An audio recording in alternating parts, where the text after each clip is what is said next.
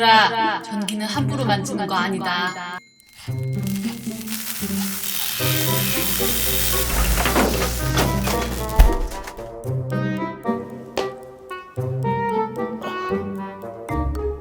메이커스 현장 도서관으로 전기 배우러 가야지.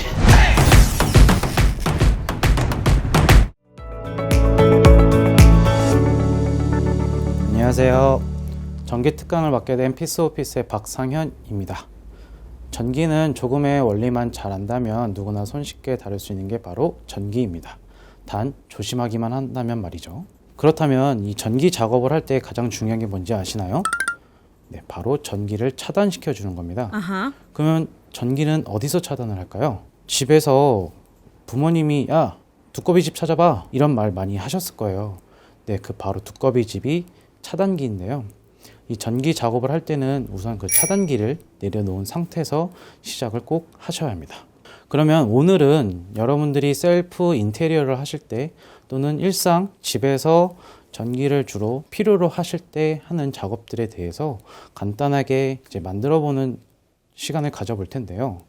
우선 앞에 있는 도구들을 설명을 해드리고 한번 진행을 해보도록 하겠습니다.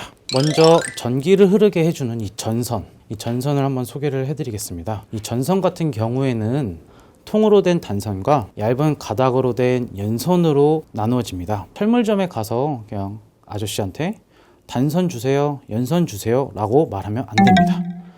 이 단선 같은 경우에는 이 밀리미터 단위를 쓰기 때문에 3파이 주세요, 2파이 주세요 라고 말을 해줘야 되고요. 이 연선 같은 경우에는 이 단면적을 이제 주로 단위로 쓰기 때문에 2.5 스퀘어 주세요, 1.5 스퀘어 주세요 라고 하시면 됩니다.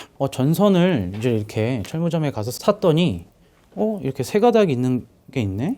이렇게 두 가닥 있는 거랑 세 가닥 있는 게 무슨 차이인가요? 라고 이렇게 궁금증이 생길 텐데요. 세 가닥 같은 경우에는 이 두 가닥의 차이점인 이 접지선이라는 선이 하나 더 추가로 있습니다. 이 접지선 같은 경우엔 선이 합선이 되거나 부득이한 상황으로 인해서 전기가 흐르지 않을 때 갑자기 흘려보내주는 역할을 해줌으로써 화재나 아니면 제품 훼손 방지를 해주는 역할을 해주는 선입니다. 그러면 이거 써야 돼요, 이거 써야 돼요 라고 하나의 궁금증이 생길 텐데 둘 다 사용하셔도 상관이 없습니다.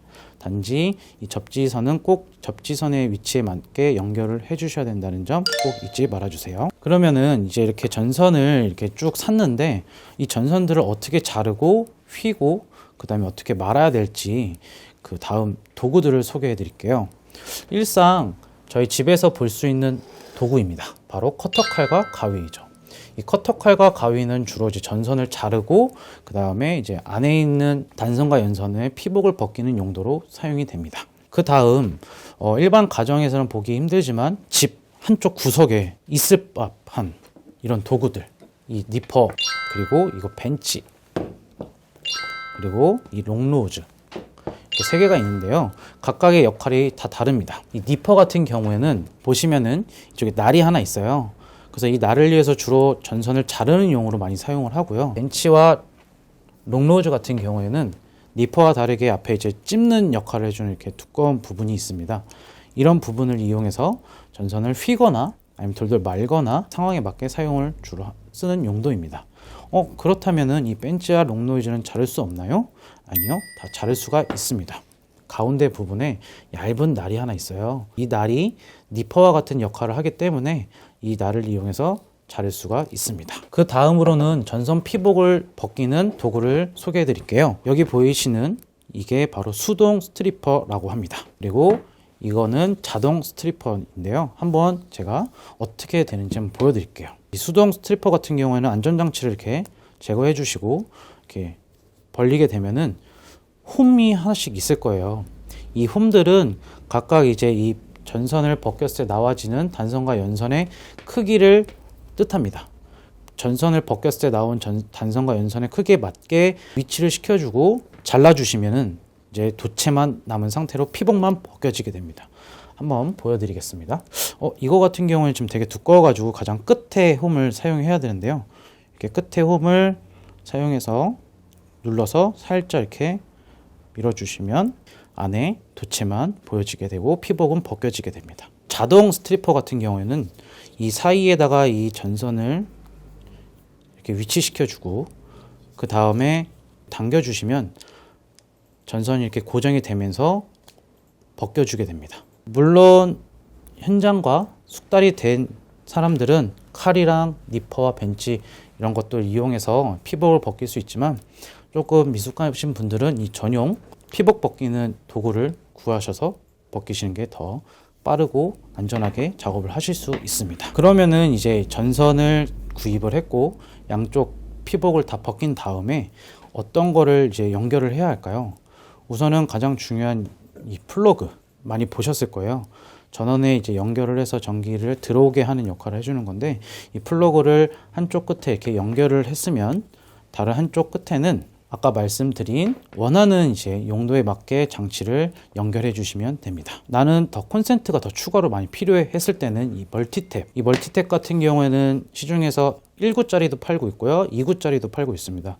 지금 제가 들고 있는 거는 3구짜리 멀티탭인데요 각각 용도에 맞게 연결을 해 주시면 바로 멀티탭이 되는 거고요.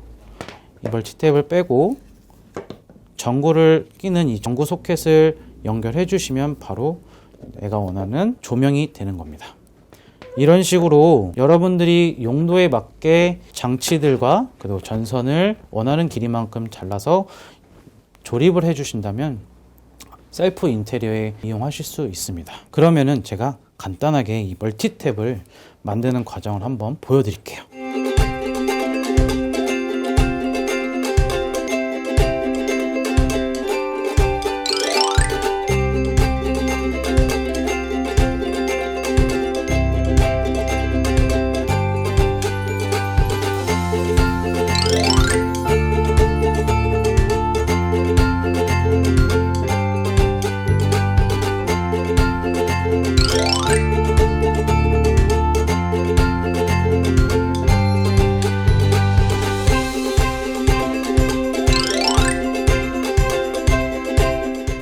네, 이렇게 간단하게 멀티탭을 만들어 봤습니다.